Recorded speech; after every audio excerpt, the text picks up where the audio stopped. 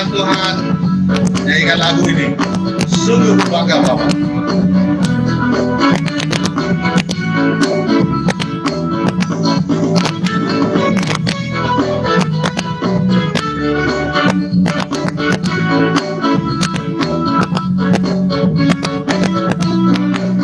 Haleluya. Bersama. Sungguh ku bangga Bapa, punya Allah seperti Engkau. Sungguh ku bangga Yesus, atas segala pengorbananmu. Tak ingin aku hidup lepas dari kasih-Mu.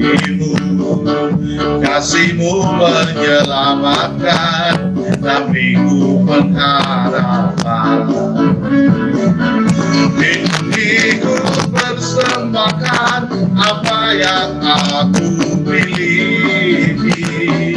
Memang tiada berarti bila dibanding dengan kasih-Mu.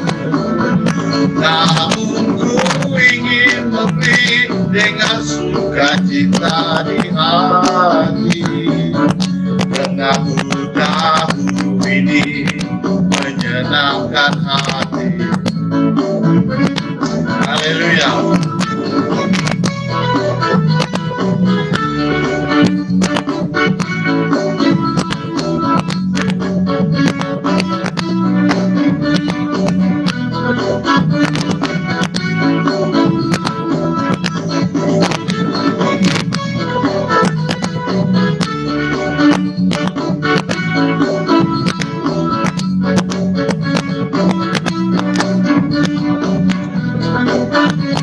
Nyanyikan bersama. Sungguh ku bangga Bapa, punya Allah seperti Engkau. Sungguh ku bangga Yesus, atas segala pengorbananmu. Tak ingin aku hidup lepas dari kasih-Mu. Kasih-Mu menyelamatkan, tapi ku pengharapan. Ini ku persembahkan apa yang aku miliki. Memang tiada berarti bila dibanding dengan kasih-Mu. Namun ku ingin memberi dengan sukacita di hati, karena ku tahu ini menyenangkan hati. Haleluya. Ini ku persembahkan apa yang aku miliki. Memang tiada berarti bila dibanding dengan kasih-Mu. Namun ku ingin memberi dengan sukacita di hati, karena ku tahu ini menyenangkan hati. Haleluya. Karena ku tahu ini menyenangkan hati. Amin.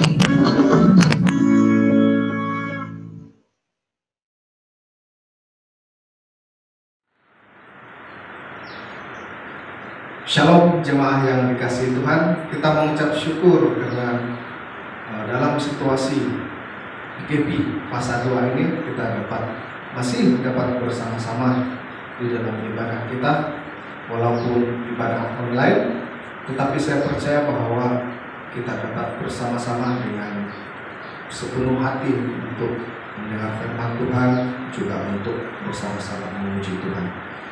Jemaah yang dimuliakan Tuhan, teks firman Tuhan, tema firman Tuhan kita pada hari ini yaitu doktrin memberi. Doktrin memberi. Kita percaya bahwa gaya hidup sebagai orang Kristen adalah memberi. Allah menggalakkan umat percaya untuk menjadi umat yang memberi sama ada dalam apapun bentuk pemberian kepada gereja, hamba-hamba Tuhan, kepada jemaah, dan juga kepada masyarakat yang ada di sekeliling kita. Sedang jemaah, tahun ini saya mengawali khotbah saya dengan tema doktrin memberi, karena setiap tahun kita diperingatkan bahwa Allah menyenangi setiap apa yang kita beri.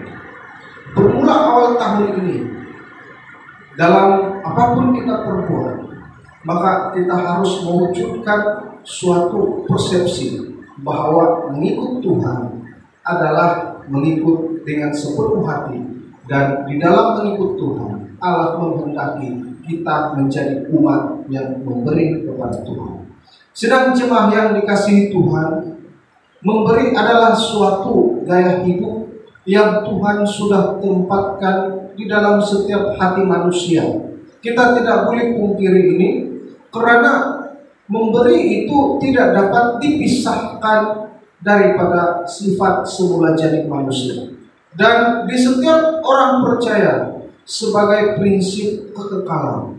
Memberi di dunia ini, maka di surga juga kita masih bersama-sama dalam kasih karunia Tuhan dalam hal pemberian, tetapi dalam bentuk penyembahan kepada Tuhan.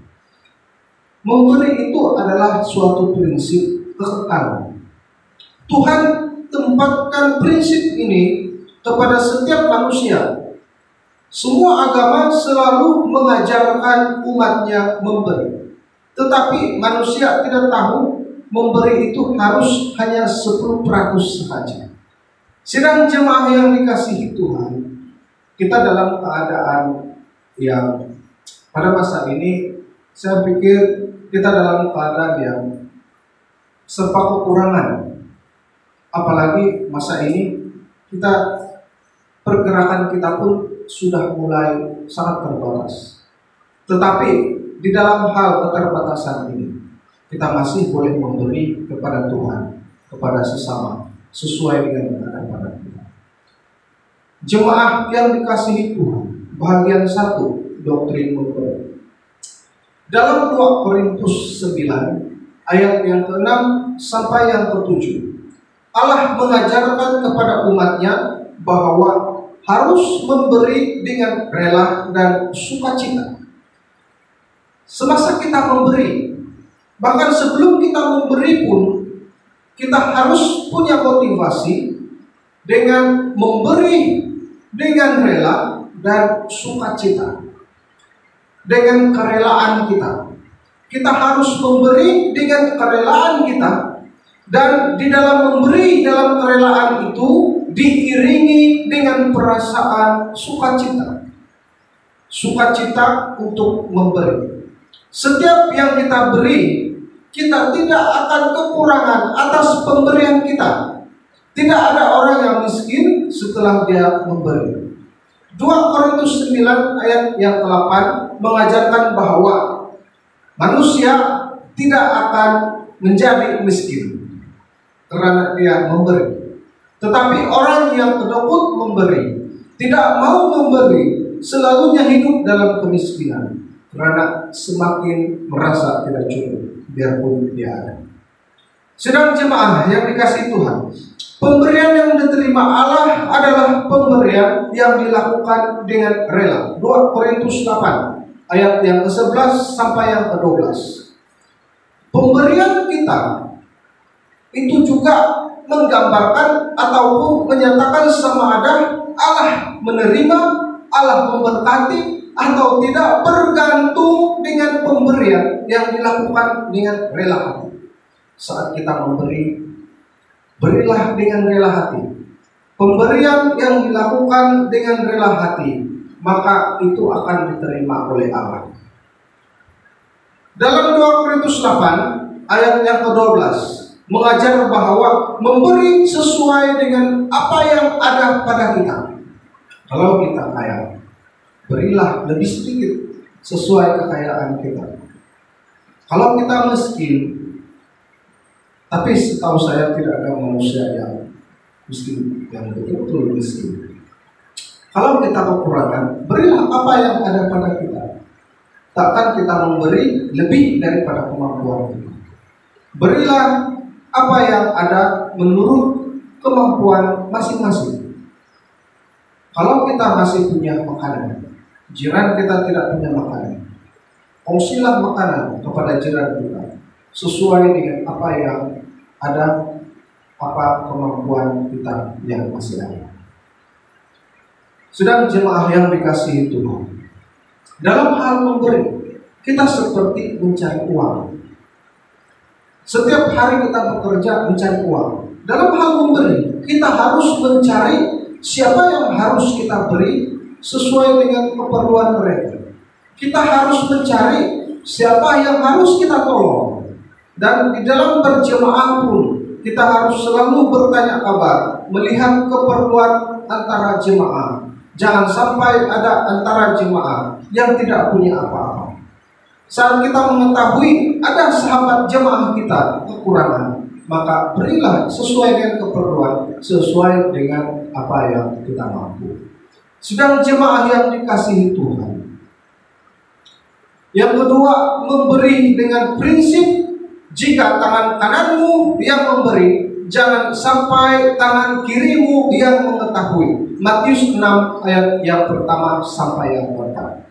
Sebenarnya ini adalah satu daripada ilustrasi, karena mana mungkin tangan kanan kita memberi, tangan kiri kita tidak tahu. Sebab dalam satu anggota masih dikawal oleh satu pikiran yang sama. Pikiran kita lah yang memberikan kepada kita pikiran untuk memberi, dan saat kita memberi juga dengan tangan kiri, pikiran yang sama juga yang akan menuntun.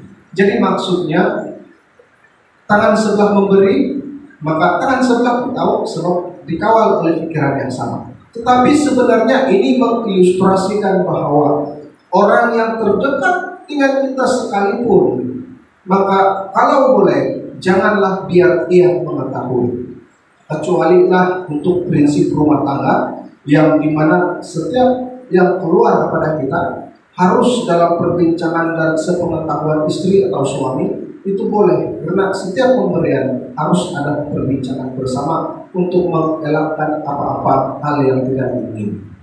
Tetapi untuk dalam hal lain, saat kita memberi, tidak perlulah orang tahu apa yang kita beri. Tangan kananmu memberi, tangan kirimu tak perlulah tahu apa tangan kananmu beri. Itu adalah ilustrasi, walau orang terdekat kita pun, kalau boleh, tidak perlulah keluarkan pemberian, kecuali atas prinsip perbincangan berdasar suami istri. Nah, sedang jemaah yang dikasihi Tuhan, dalam 2 Korintus 9 ayat yang ke-6, berkat Allah berhubung kait dengan kelimpahan pemberian orang Kristen. Berkat Tuhan berhubung kait dengan kelimpahan pemberian orang Kristen. Orang yang menerima pemberian diberkati oleh Tuhan melalui pemberian yang kita berikan kepada dia. Dan kita yang memberi diberkati oleh Tuhan melalui pemberian sukarela kita yang Tuhan berikan kepada kita. Maka dalam hal ini, dua-duanya mendapat berkat daripada Tuhan. Si penerima mendapat berkat daripada kita yang kita beri dia, dan kita mendapat berkat daripada Tuhan karena pemberian kita. Nah, kelimpahan kehidupan kita di dalam hal material, hal keuangan, pekerjaan, segala yang bersangkut paut dengan berkat pemberian, Allah berikan kepada kita melalui daripada saat kita terbuka hati untuk rela memberi, memenuhi keperluan sahabat jemaah kita dan juga gereja Tuhan. Sedang jemaah yang dikasihi Tuhan, bahagian 2, kemana tujuan memberi? Untuk membantu, yang pertama untuk membantu diri kita sendiri dan orang terdekat. Ini berbicara tentang prinsip penata layanan. 1 Timotius 5 ayat yang ke-8. Tetapi jika ada seorang yang tidak memelihara anak sulungnya, apalagi seisi rumahnya, orang itu murtad dan lebih buruk dari orang yang tidak beriman. 1 Yohanes 3 ayat 17. Barang siapa mempunyai harta duniawi dan melihat saudaranya menderita, kekurangan tetapi menutup pintu hatinya terhadap saudaranya itu, bagaimanakah kasih Allah dapat tetap tinggal di dalam dirinya? Sidang jemaah yang dikasihi Tuhan, pemberian kita tujuannya untuk membantu diri sendiri dan orang terdekat. Dikatakan bahwa kalau seorang tidak memelihara sanak saudara, apalagi seisi rumahnya, dikatakan orang itu adalah murtad. Lebih baik orang yang tidak beriman, seorang yang kedekut, tidak mau memberi kepada anak istri, tidak mau memberi kepada seisi rumahnya, dia lebih baik orang yang tidak beriman daripada dia, karena dia disebut sebagai murtad. Lalu dalam 1 Yohanes 3 ayat 17 juga pula mengatakan, kalau kita punya harta duniawi, seperti sekarang kita punya kekayaan, kita punya uang, kita punya apalah yang ada pada kita, tetapi jika kita menutup hati kita untuk memberi kepada saudara kita, ini juga termasuk dalam saudara seiman kita. Lalu dia katakan, kalau kita menutup hati kita untuk memberi, bagaimana pula kasih Allah? Bagaimana kasih Allah dapat tetap tinggal di dalam dirinya? Maksudnya kasih Allah itu juga bergantung kepada orang yang hatinya rela untuk memberi kepada sanak saudara, kepada saudara seiman, kepada masyarakat orang yang memerlukan. Sedang jemaah yang dikasihi Tuhan, kasih Allah, bagaimana kasih Allah boleh tinggal pada orang yang kedekut? Itu maksudnya di sana.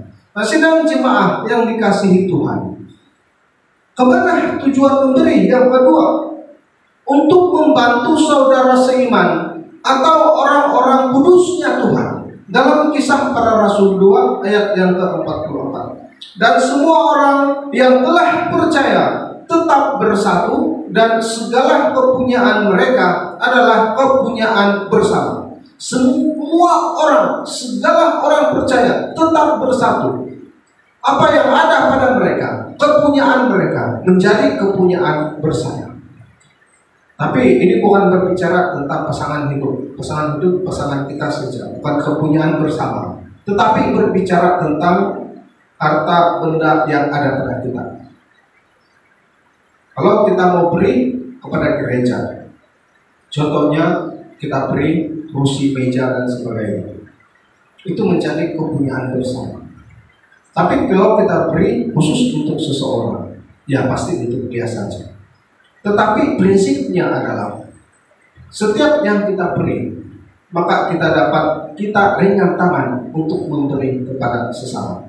Nah, sedang jemaah yang dikasihi Tuhan, Kisah Para Rasul 2 ayat yang ke-45. Dan selalu ada dari antara mereka yang menjual harta miliknya, lalu membagi-bagikannya kepada semua orang sesuai dengan keperluan masing-masing. Kita melihat jemaah pertama, perhatian mereka terhadap sesama itu sangat kuat. Perhatian mereka terhadap sesama, melihat keperluan bersama itu sangat kuat. Sehingga kalau tidak ada yang dapat diberi, mereka akan menjual harta mereka, lalu dibawa ke kaki Rasul untuk dibagi-bagikan kepada yang memerlukan. Hari ini masih adakah gereja yang buat begitu? Sedang jemaah, kalau tidak tuh, lihatlah orang-orang sekeliling kita. Baru-baru ini kita mengalami banjir di seluruh negara Malaysia, Semenanjung, Sabah, dan banyak orang yang mengalami kerugian karena banjir ini. Lalu kalau ada kemampuan kita, berilah apa yang ada pada kita. Kalau ada kejirangan kita ataupun kawasan-kawasan tempat kita, kalau kita ada baju yang lebih, kumpulkanlah dan hantarlah bantuan itu. Kalau kita punya uang yang lebih, maka ulurkanlah kepada mereka. Tidak perlulah mereka menjadi orang Kristen baru kita tolong. Biarlah berlainan agama, yang penting kita masih mengamalkan sikap kemanusiaan, humanity. Maka bantulah mereka tanpa melihat siapa mereka. Tetapi kalau ada saudara seiman kita yang memerlukan, maka dahulukanlah mereka dan bantulah mereka. Sidang jemaah yang dikasihi Tuhan, membantu orang miskin. Kemana tujuan memberi? Membantu orang miskin. Firman Tuhan mengajarkan kita harus memberi kepada orang miskin. Lukas 12 ayat yang ke-33. Jualah segala milikmu dan berilah sedekah.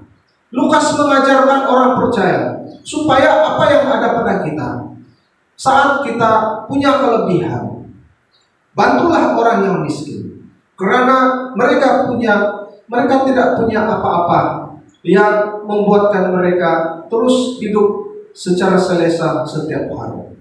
Bantulah mereka. Sedang jemaah yang dikasihi Tuhan, setiap pemberian kita itu bukan supaya kita dapat upahnya di sini, tetapi upah selalunya dijanjikan di surga. Saat kita memberi, kita tidak terus kaya pun, tetapi upah selalunya dijanjikan di surga nanti. Kemana tujuan memberi? Yang keempat, untuk melancarkan pelayanan gereja. Saudara, gereja, terutamanya gereja-gereja masa ini, juga khas untuk gereja kita, misalnya di Pekanbaru. Pada masa ini juga mengalami gangguan dalam hal ekonomi keuangan. Dan pendapatan menurun secara drastis. Gereja masih menanggung beberapa tanggungan. Dan gereja juga melakukan misi kemanusiaan, yaitu membantu anggota jemaah yang memerlukan, membantu orang percaya yang lain yang memerlukan bantuan. Pelayanan gereja memang kita akui sangat bergantung kepada Tuhan, tetapi bergantung juga kepada kelancaran aktiviti gereja, yaitu pemenuhan keperluan daripada segi keuangan. Saudara yang dikasihi Tuhan, kalau kita melihat hal ini, kalau kita melihat keperluan ini, maka sumbangkanlah, berilah apa yang kita rasa patut diberi kepada gereja. Karena gereja akan menguruskan setiap pemberian kita. Kita tidak perlu risau bagaimana pemberian kita di gereja nanti. Gereja akan menguruskan dengan bijaksana dan hikmat daripada Tuhan kemana sumbangan kita disalurkan. Karena gereja tidak menyimpan uang kita. Gereja menggunakan pakai untuk melancarkan pelayanan gereja. Gereja menyumbangkan kepada orang-orang yang memerlukan. Gereja menggunakan pakai untuk kelancaran setiap aktiviti gereja kita. Sedang jemaah yang dikasihi Tuhan, persembahan, pemberian yang terbaik ialah apa yang sudah kita persiapkan dari awal. Jadi maksudnya, setiap persembahan kita, setiap pemberian kita merupakan persembahan dan pemberian yang terbaik kalau kita persiapkan lebih awal. Hari ini saya mau memberi untuk gereja, maka saya harus memberi sekian begini. Mulai dari rumah persiapkanlah. Besok saya mau memberi untuk pekerjaan hamba Tuhan. Besok saya mau memberi untuk orang yang memerlukan. Besok saya mau memberi untuk jemaah yang mengalami musibah, ataupun orang-orang kampung yang mengalami musibah. Apalagi masa sekarang kita mengalami banjir. Maka persiapkan dari awal, hitung-hitungkanlah berapa yang kita beri. Itu lebih baik. Maka dengan itu settinglah hati kita dari rumah lagi, supaya kita memberi dengan pemberian yang terbaik. Selalu orang berkata, kalau untuk persembahan di gereja, saat ini kita akan memberi yang terbaik untuk Tuhan. Sebut saja memberi yang terbaik sudah buat orang semua berdosa. Mengapa? Apakah itu pemberian kamu yang terbaik? Saya dan saudara yang terbaik. Sebab itu kalau saya disuruh berdoa, atau Saya mempersilahkan pastor untuk berdoa. Saya tidak akan sebut, kita berdoa dulu. Kita akan memberikan yang terbaik kepada Tuhan. Maka saya pimpin kita dalam doa. Saya tidak pernah pun berkata yang terbaik, karena bukan semua orang beri yang terbaik. Apa yang dia kocek di dalam seluar dia, itu dia bagi. Kalau bukan dompet, apa yang paling kecil di sana itu dia bagi. Kalau yang terbaik tidak adalah yang RM1, tidak adalah yang RM5 dan sebagainya. Yang terbaik yang paling besar dalam dompet kita, yang paling kita rasa terbaik untuk Tuhan, itu yang kita beri. Tapi biasanya orang akan ambil yang paling kecil. Berdosa untuk berkata memberi yang terbaik. Tetapi dalam hal ini saya tidak mau mengatakan yang itu. Yang saya mau katakan adalah persembahan, pemberian yang terbaik ialah apa yang kita persiapkan dari awal, dan hati kita menyetujui jumlah pemberian, tujuan pemberian, kepada siapa pemberian. Kita sudah setting dari awal dan hati kita setuju ini yang terbaik. Nah, sedang jemaah, persembahan pemberian yang terbaik kita sudah persiapkan dari awal dan hati kita bersetuju yang betul inilah yang terbaik. Sedang jemaah B, Tuhan tidak mau uang juga, tetapi kita berhutang persembahan kepada Allah. Mengapa juga kita harus memberi sedangkan Tuhan tidak perlu uang pun? Tuhanlah yang menciptakan segala sesuatu, langit dan bumi, emas, perak, permata, intan, belian, dan apa yang berharga. Tetapi prinsipnya adalah kita berhutang penyembahan terhadap Allah. Maka memberi ialah satu bentuk ibadah penyembahan kita kepada Tuhan. Sedang jemaah yang dikasihi Tuhan, kesimpulannya, rangkumannya adalah Allah menghendaki setiap orang percaya memberi, tetapi dengan syarat rela hatinya dan bersukacita. Allah menghendaki dan memberi kita cabaran untuk memberi yang terbaik. Apa yang terbaik? Kita sudah sediakan lebih awal. Kita sudah timbang-timbang berapa yang kita beri. Dan hati kita menyetujui inilah jumlah yang terbaik. Nah, sedang jemaah, Allah mau kita melihat keperluan gereja, melihat keperluan jemaah, melihat keperluan orang yang bukan seiman dengan kita, supaya kita dapat memberikan yang apa yang mereka perlukan. Sedang jemaah yang dikasihi Tuhan, saat kita menutup pintu hati kita untuk memberi kepada pekerjaan Tuhan, memberi kepada orang yang memerlukan, Allah mengatakan bahwa kasih Tuhan tidak dapat tinggal di dalam hati seorang yang peduli. Tetapi saat kita membuka hati kita untuk memberi kepada Tuhan, kasih Tuhan, berkat Tuhan tinggal pada diri orang itu. Apa yang kita salurkan, Tuhan akan berikan kepada kita. Sedang jemaah yang dikasihi Tuhan, hari ini saya mau mengajak semua jemaah, semua yang mengikuti ibadah online ini, semua yang mendengar firman Tuhan ini, bukalah hati kita, mulailah memberi. Sama ada memberi kepada gereja, memberi kepada pelayanan-pelayanan, memberi kepada sesama, maupun yang bukan seiman. Yang pentingnya saat kita memberi, sudah kita persiapkan dari awal. Apa yang tangan kirimu beri, tangan kananmu beri. Jangan sampai tangan sebelah mengetahui. Pemberian kita rahasia dan hanya Tuhan yang tahu. Amin. Mari kita berdoa. Ya Bapa, Tuhan kami Yesus Kristus, Tuhan pencipta langit dan bumi, Tuhan semesta alam, Tuhan yang maha kaya. Hari ini kami belajar memberi dengan kerelaan dan juga sukacita di hadapan Tuhan. Memberi kepada pekerjaan Tuhan, memberi kepada jemaah, memberi kepada orang yang memerlukan. Kami berdoa Tuhan, bukalah hati dan pikiran kami, supaya kami diberi kerelaan untuk memberi apa yang ada pada kami, seturut sesuai kemampuan kami. Berkati semua jemaah, berkati kami semua. Ini doa kami dalam nama Tuhan Yesus, Tuhan dan Juru Selamat kami yang hidup.